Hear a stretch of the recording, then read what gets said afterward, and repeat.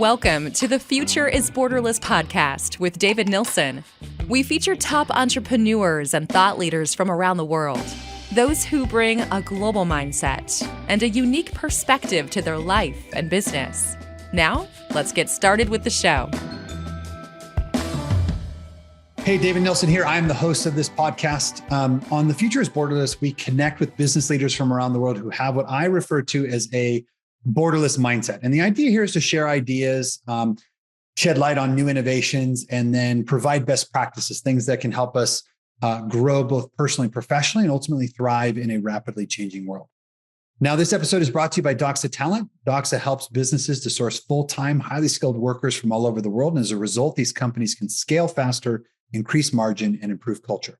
If you want to learn how to grow your business with offshore talent, simply visit doxatalent.com. All right. Well, I'm excited for today's show today. Our guest is Spencer Sheinin, who has a rare capability, the ability to speak in both the language of accounting and the language of entrepreneurship. He's been a CPA for over 20 years and has been an entrepreneur, owning businesses in manufacturing, construction, real estate, cold storage, and now financial services. And with the goal of making accounting not suck, Spencer is the CEO and founder of Shift Financial Insights, providing ridiculously simple accounting and financial insights for businesses that are on the rise. And guided by the belief that entrepreneurs can change the world, Shift is on a mission to help small and medium-sized businesses remove their financial blind spots and turn the numbers side of the business from a pain point into a source of power. Now, I should also know that Spencer is a highly rated international speaker. I've actually seen him on stage and he is outstanding. He delivers engaging and actionable presentations and workshops to industry and membership associations such as TEDx, the Entrepreneurs Organization, and Tech Vistage. His keynote presentation is Unbleep Your Books, a surprisingly simple path to financial clarity. And it complements the lessons that he teaches in his best-selling book, Entreprenumbers. Excuse me. That's kind of a mouthful. Using the same drive in sports that he does with business, Spencer has completed marathons, ultra marathons, an Ironman, maybe more, distance cycling events, and even distance swims. So a lot. And with that, I want to welcome Spencer to the show. Hello. How you doing, Dave? Man, that is a lot. I've done a half marathon one time in my life, was able to check that off my list, and no interest anymore. It's pretty crazy to think that you've done all of those different things. Is this something that you would just enjoy doing, or is it something that you do to challenge yourself? What's the sort of motivation there? I think a few things. And I should say, I don't do a lot of it anymore. Just, it's pretty abusive on the body, and my back is just reminds me that I'd rather be active than necessarily doing ultras. It starts just as fun, like I'm running with friends or in a club or whatever. And then it just sort of, you hear somebody does an ultra and then the little competitive juices start flowing. And then it just starts to be like, how far can I take this? Yeah. Ultimately 100 miles. I did a 100-miler one day. So in a day. That's fascinating. Is this something about your competitive nature? Because I've also had friends who have said they completed an ultra and I never got the itch to try. So I get that too. Well, let's talk a little bit about your entrepreneurial journey. And in your bio, I talked about the fact that you've been an entrepreneur and a CPA, but can you clarify which came first? Sure. The CPA came first. And I think I need to update my bio because I was a little mortified last year. I got my 25-year CPA pin. So that came from the Institute. And really, it was as I was coming out of university, I didn't know what to do. Like, I was just kind of like, I don't know. And my dad happens to be a CPA. He's been a tax specialist his whole life. And he's like, well, there's this thing called CPA. And I literally didn't know what it meant. Like, I thought it was tax because that's what I knew from my dad. And so I became a CPA, or I went to school to be a CPA. And and so we had a lot of article time where we'd have to work at one of the firms. I would drive to work physically nauseous. I hated accounting so much when I was doing it. So that actually came first. And kind of as you would get from that little bit we talked about ultras, I started down the path, even though I wasn't enjoying it. It was hard and it wasn't my thing. I stuck it out because what am I going to do? Not finish my degree when I'm halfway through. The accounting came first, but didn't stick around long. Yeah. So how did you make the transition then? I mean, I appreciate, by the way, that you're going to work, you feel nauseous going there. Clearly, it was not the right fit for you. But like, how did you then make the transition into owning your own business? Yeah, and really to some extent, when I ended up owning a few businesses, and there was a point in my kind of mid 30s, I'm like, how did this happen? So I had bought my sister and I, after I came back from university, we pooled our resources and bought a small duplex together to live in. It was just the two of us. And the realtor on that job came to me and he's like, hey, there's this interesting development deal around the corner. And through a long story, which I won't bore you with, I ended up borrowing some money from my dad, really, full disclosure, and doing this development deal where I ended up meeting a general contractor who built the house.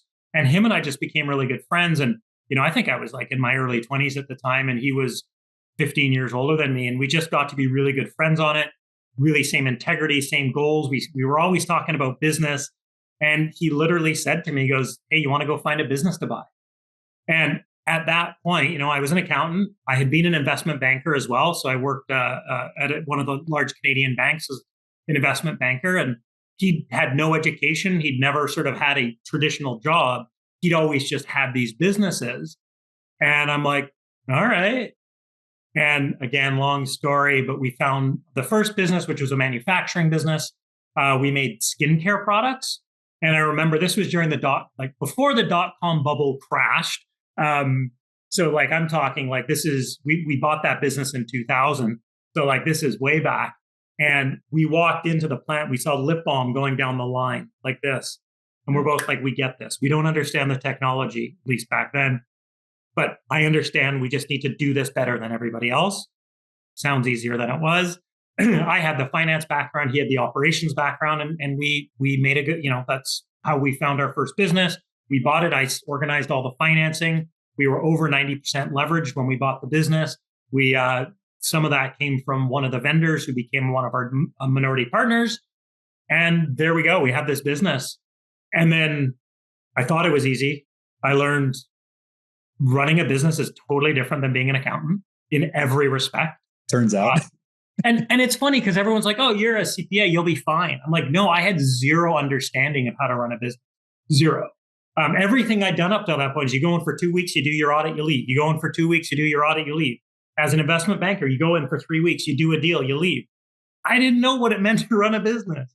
Yeah. And then fast forward, maybe 6 or 7 years later, my partner, who also owned a construction business building high-end custom homes in Vancouver, invited me into that business because he wanted me to come in. And by this point, I was building process and systems and starting to learn about business. I still have a long way to go. But he wanted me to basically extricate him from the day-to-day of that business. So I was invited into that.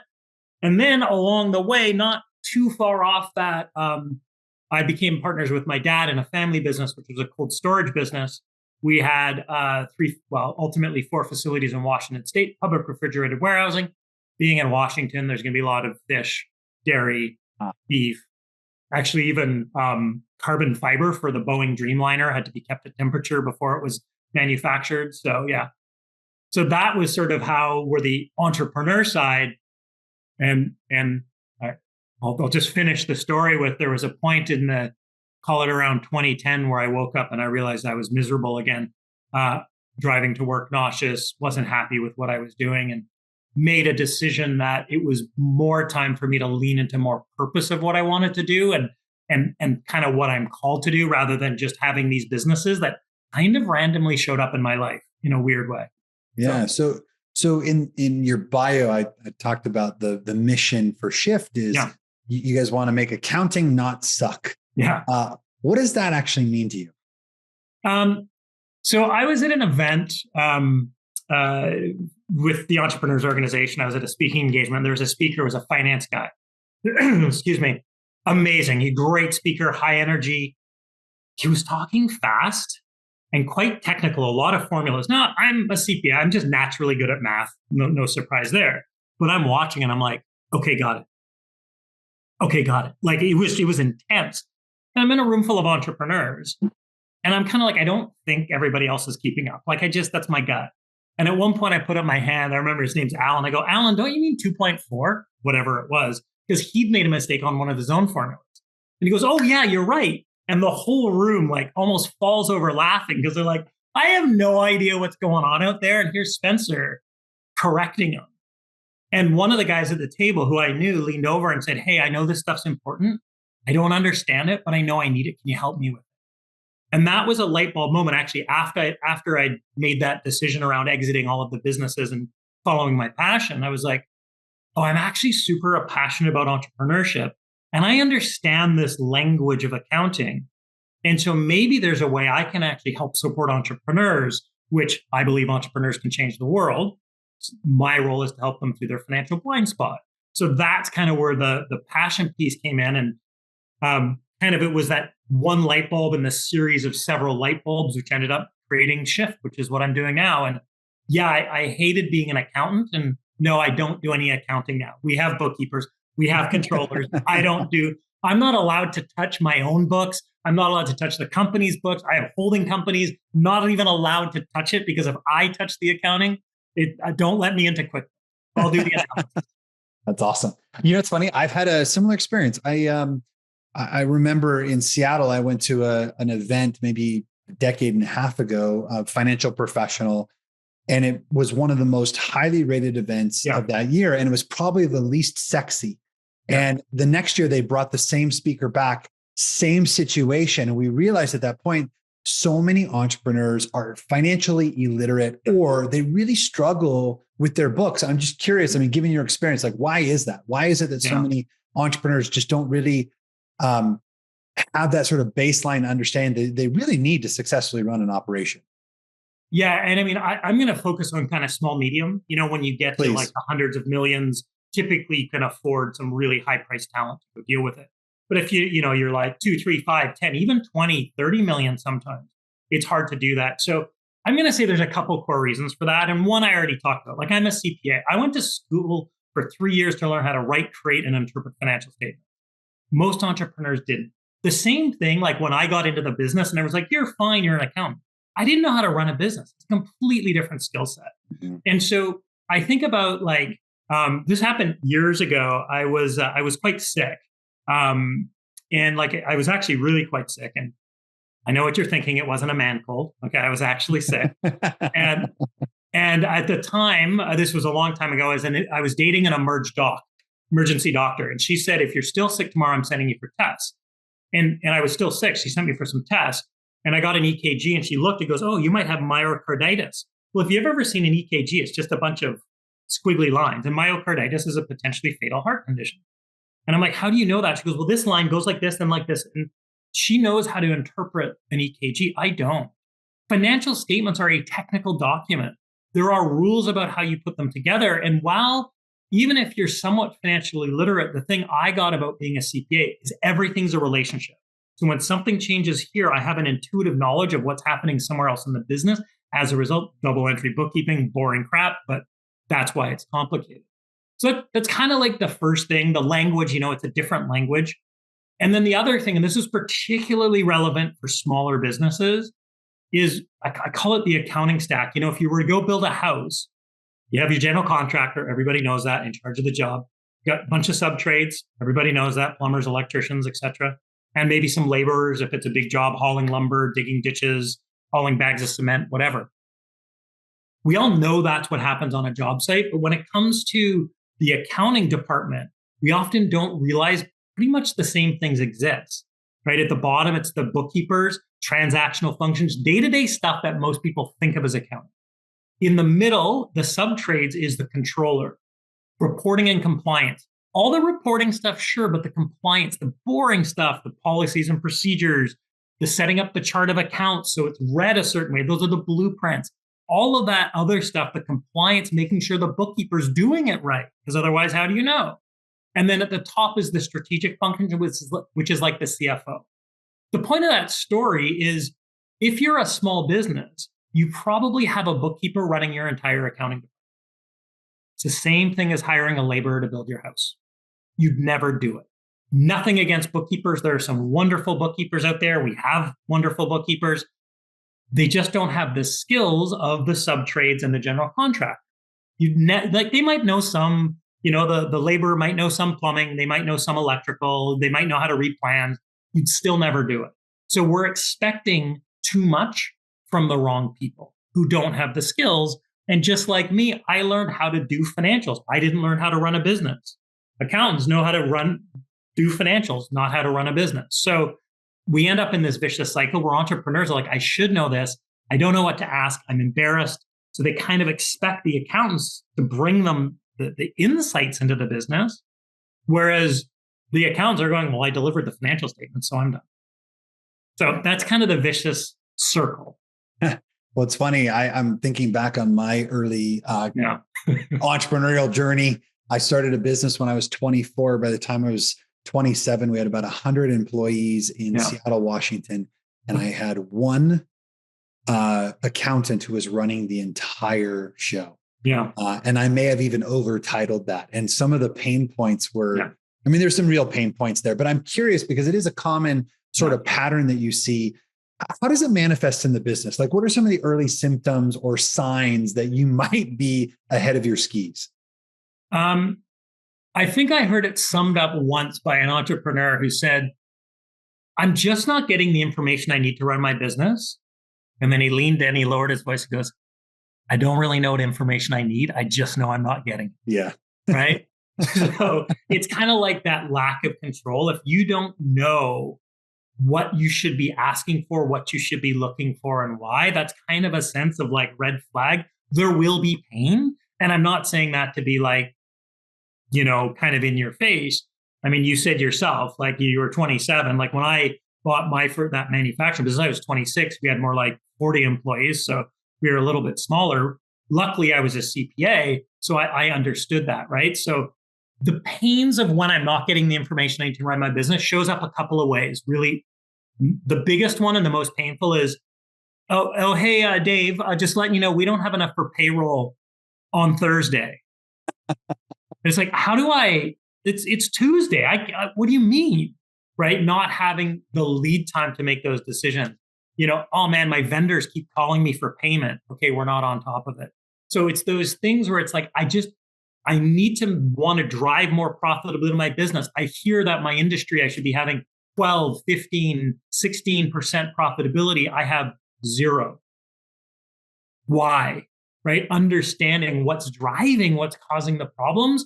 And I get it because it's painful to read. It's like, okay, I'm literally learning Spanish right now and I'm doing a terrible job at it because I don't think that way. So the pains are usually the surprises. The surprises are the pain. I wasn't expecting that. And it was a bit of a kick in the junk when it happens. Yeah. Tell me then, like, so you guys started Shift, I should say. Who's your core customer and like, how are you guys differentiating in the market? Yeah. So we typically say between about 2 and 15 million is kind of ideal.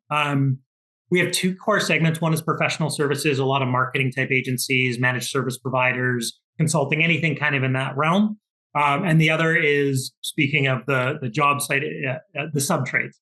So HVAC, plumbing, electrical, those types. So those tend to be the 2.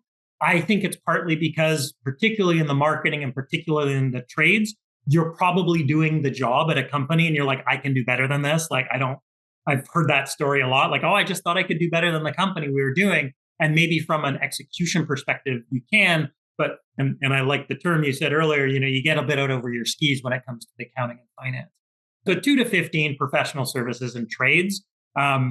And I also think that's where most of the pain happens. If it's like up to $1 million plus a bit, depending on the business, you can kind of know everything in your brain. You're kind of on top of it all yourself. You know who you owe money because you probably put the order in yourself. You've probably, sold the deal yourself.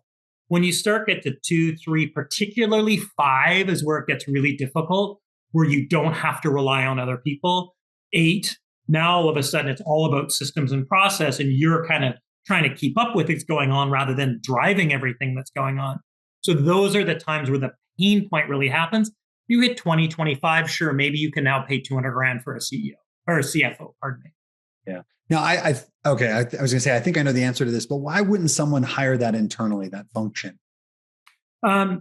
Because of the accounting staff, right? So if you're a $2.5 million business, if a bookkeeper costs 40 to 50K, a controller costs 80 to 100K, a CFO costs 250 plus, there's no way as a $3 million business you can afford that.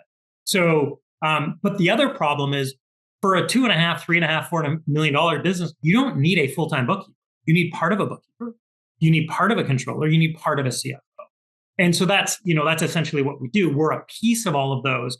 And especially you don't need a full-time bookkeeper because they're probably being inefficient because systems and process may not be their forte. So while they're doing their best, there's just technology changes and ways to do things in accounting that just make it smoother and easier.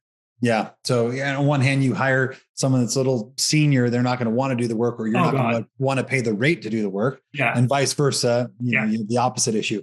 I've always said, like, a good controller does not want to be a bookkeeper, and a good bookkeeper doesn't necessarily have the skill. They can become a controller, right? So you've got exactly that. And I don't think when you asked kind of about what we do, I was clear that we are like the bookkeeper, controller, and slice of CFO for these businesses. Yeah. Yeah. So you guys are the outsourced finance arm for these companies, so they don't have to pay for the full stack, but get the proper utilization. Yeah. We just think that sounds boring. So we say we make accounting not suck. Yeah. Well, I certainly like the way it sounds. My ears perked up the moment I read it. We did just real quick, we did a trade show. It was in the HVAC space, and there was another accounting bookkeeping firm there. And there's lots of business out there. There's going to be lots of competitors, whatever, fine. I'd rather be friendly with my competitors. And the second time we saw them at a show, like they had changed their branding to something about accounting sucks. I'm like, okay, cool, whatever. Plagiarism is a compliment. Yeah, exactly. Let's talk about, so delivering financial information is one thing, but actually helping the entrepreneurs to understand it, to make it actionable is another. So how do you guys play a role in that piece? Yeah. So there's kind of three pieces to that. Number one, and this is more of like a tool, and, you know, I've done this talk a lot. And I actually, for a while, I was like, I need to stop sharing this information because I feel like I'm being like, it's just so obvious. But like when I ask people what their biggest takeaway is, they always come back to the data visualization, you know, is turning financial accounting information into pictures. And it sounds so silly, but like the best way I can describe it is, you know, imagine like a stock chart, just the classic stock chart where you've got how the stock is tracking and the volume at the bottom. Forget about any of the other technical analysis. Right? You can look at that and instantly know, is the stock going up? Is it going down? What's going on with the trend? There's a lot of trading. You can get so much data that if you looked at that chart in 1 second, you would know. Yeah. Right? So if you have your financials, and let's just take, I don't know, your overall expenses, just to make it simple, and you're charting on a simple line chart this year versus last year versus budget, maybe past 12 or whatever it is, depending on, we all have our preferences.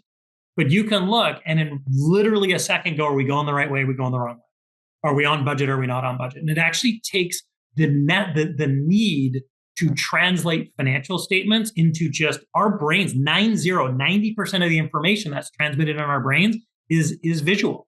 We don't think letters and numbers. When was the last time you thought about a paragraph in your brain? We just don't do it.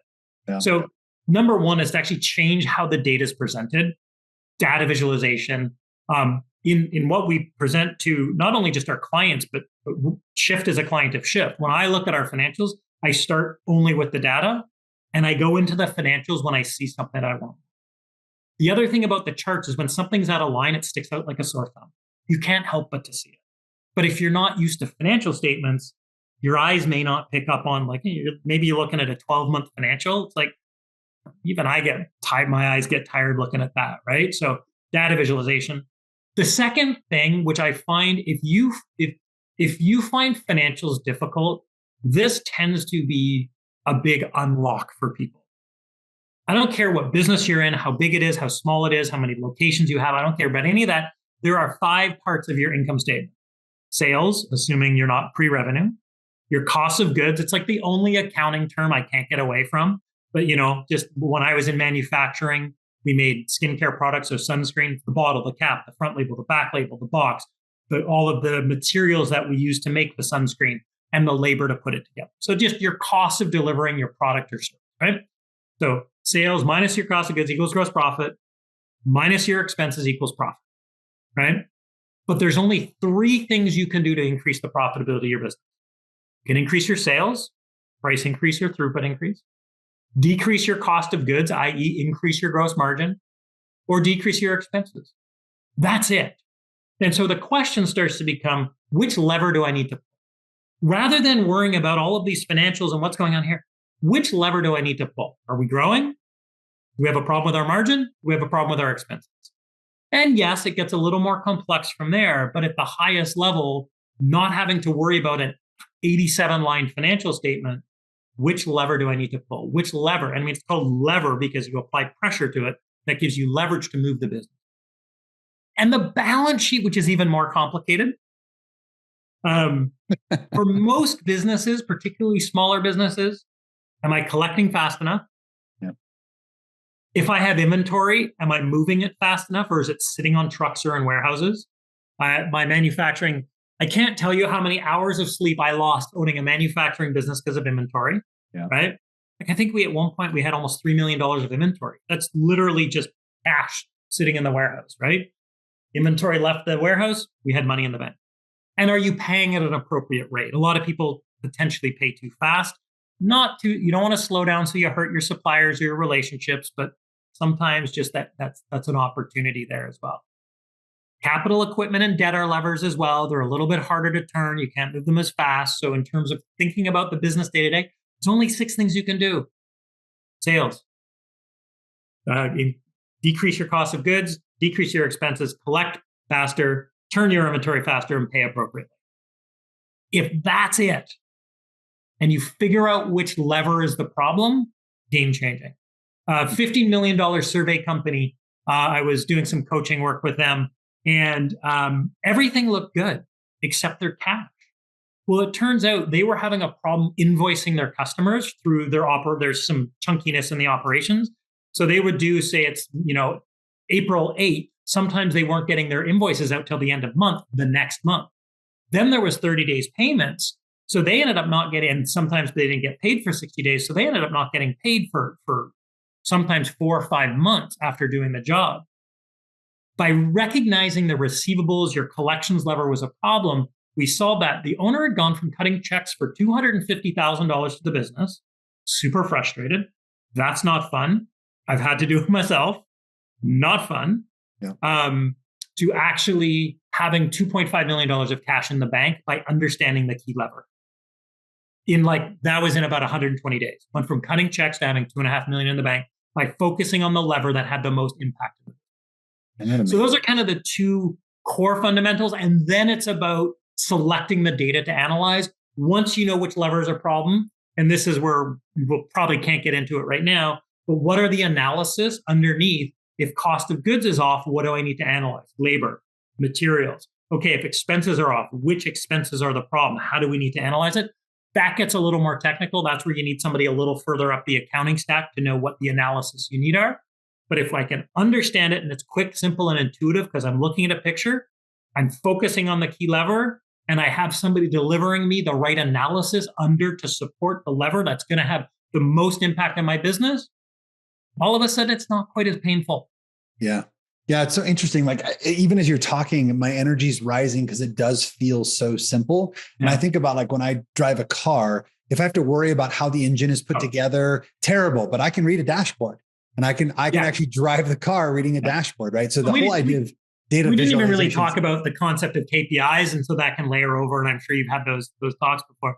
And it's kind of like Jerry Seinfeld said years ago, if my car breaks down, I pull it off the side of the road, lift up the hood, and I look for the giant on-off switch. Oh, here's the problem. Quick. I don't understand cars either, so I get it. That's awesome. Well, let's switch for a second. I want to talk a little bit more about entrepreneurship in general. And I love talking to people who have been in peer-to-peer organizations like the EOs and YPOs because they're better at the 5%. I'm curious, what is your darkest day as an entrepreneur? So speaking of EO, obviously, I've been a member of EO for a long time, and we were going on the Vancouver chapter retreat. and it was on a cruise ship, which is my private hell. Like I'm not a cruise ship guy. And I'd never been on a cruise ship before. And I'm like, and I literally stepped on board. I'm like, yeah, that's exactly what I was expecting. So my skin was crawling. I had just broken up with somebody that it was quite an impactful breakup. And I had just discovered she'd gotten back together with her ex from before me, like literally that same day. And I'm up on the top deck of the boat and I'm on the phone with my bank because this was the manufacturing business and inventory was our biggest lever problem. And it was a really hard one to solve because we had, I think, 6,000 or 7,000 SKUs, right? And if you go to make a bottle of shampoo and you don't have one ingredient, you can't make the bottle. So like, anyway. And so we were growing, but, particularly manufacturing businesses, you grow, it needs cash. So I knew we were coming up against a really difficult cash problem. It was kind of one of those perfect storms where we were hit with a bunch of several bad months. Then we were growing again. So cash was already constricted. Then we started growing. So it was even more constricted, blah, blah, blah, blah, blah, blah, blah. And I'm on the phone with the bank as we're pulling off of the shore. And like, for sure, like up until that point, you're getting the loan. And as the ship's horn, that brrr, as that goes off, the guy's like, I'm sorry to tell you, but I thought we were going to get the loan, but we can't. And like, I was so sure that was going to happen. I had no plan B. I had no backup. I had nothing else. And here I am taking off on this ship where where I'm on my private hell, like dealing with this relationship situation. And it was just one of those where everything happened on the same day to the point where I literally hung up and I'm like sitting on that boat and I'm like, I literally don't think this business is going to survive. We don't have the cash to do it. So, I mean, I have a lot of other difficult moment stories, but that was probably the only time where I was like, there's no way through. Yeah. There's no way through. And that's an awful feeling because at the time we had 50 or 60 employees and I imagine you can relate to, like, I felt responsible for 50 or 60 families, 100%, putting food on the table and having a career. And, we all think being an entrepreneur is all, yachts and expensive cars. And, for me, it was really a strong feeling of obligation to those that were relying on me. And so it was really the darkness of like, I'm going to have to, now we found a way through, but I'm not going to be able to live up to my commitments to these people who have been showing up every day to work at my company. Yeah. That was probably the biggest thing, even more so than the personal failure type of fears. Yeah, no, I appreciate that you brought that up. I've talked about this before on other podcasts. When I think about my darkest day, definitely related to 2008. I was in the self-directed retirement space. At that point, the markets had collapsed. Real estate was in a disarray. I was going through a divorce. I mean, there's lots of stuff happening at that time. And I remember letting go of one of my team members. And I was so upset because I knew that this person and everybody else that we were letting go that day was not going to be able to find another job. And I couldn't hold it together. And she ended up consoling me, right? Like that, like it, you said it, sometimes entrepreneurship looks glamorous, but there's a lot of like, if you care about people, there's a lot of responsibility that goes with it. So it's heavy. Yeah. Yeah. I want to talk just briefly. I know we're getting close to the end of our time, but I want to talk about you said earlier that you're not doing quite as much in sort of the endurance athlete space, but I'm just curious about some of the discipline that you've used interchangeably between those two that might sort of help people that are, sort of early in their career. Like what are some of the things that correlate between the two that have sort of helped you succeed in life? It's funny. I was kind of thinking about this the other day. And I don't know that it's necessarily skills per se, but something I've appreciated with the grossness of going out and training. I live in Vancouver, so, it might be like 36 degrees and raining, which is colder than 20 degrees. Like if you're out for 5 or 6 hour training, it's just cold and it's miserable. And when you're in Vancouver, that's 4 to 5 months of the year. Or like, learning to run on tired legs. Like we would go out for like a 5 or 6 hour run and the next day go out for a 2 or 3 hour run just to like train ourselves to run when our legs didn't want to run, because that's going to happen. And so it's as much about the process of being comfortable, being uncomfortable, and welcoming discomfort in, because life is not comfortable. Our lives in today's day and age are ridiculously comfortable compared to the history of humanity. Like, it's insane. But even in our lives, we have discomfort. We're going to encounter discomfort, whether it's physical, emotional, financial. Things aren't always going to go our way. We're going to have bad times. And so, and there's a lot of kind of self-development theory around this. But just being okay, knowing that what I'm doing sucks, but it's actually going to help me in the long term. I believe in longevity of life. I believe in eating healthy, being healthy, because I enjoy life and I want to experience it to the most. So if I can't be okay with the hard times, it's going to make it really hard to just be a human, because we have hard times, especially as an entrepreneur. I mean, if I may, I'm the second book I'm writing right now, and because I've interviewed you for it, if I can say that, is called Entrepreneur Cases. And it's stories kind of like the one you asked me about the boat, of when was that moment where you just thought it was all going to evaporate? And then how do we create impact, positive impact in the world out of those experiences? So for me, it's about being comfortable, being uncomfortable, because it's going to be an uncomfortable journey. Yes, we hear about the 20-year-old entrepreneur that does X, Y, and Z and becomes a billionaire. Those exist, but they're not very many of them. Those are like such freaks. Almost every entrepreneur I know has almost lost everything more than once. Well, finding discomfort, or finding comfort, I should say, in the discomfort. I think we'll leave it there. All right.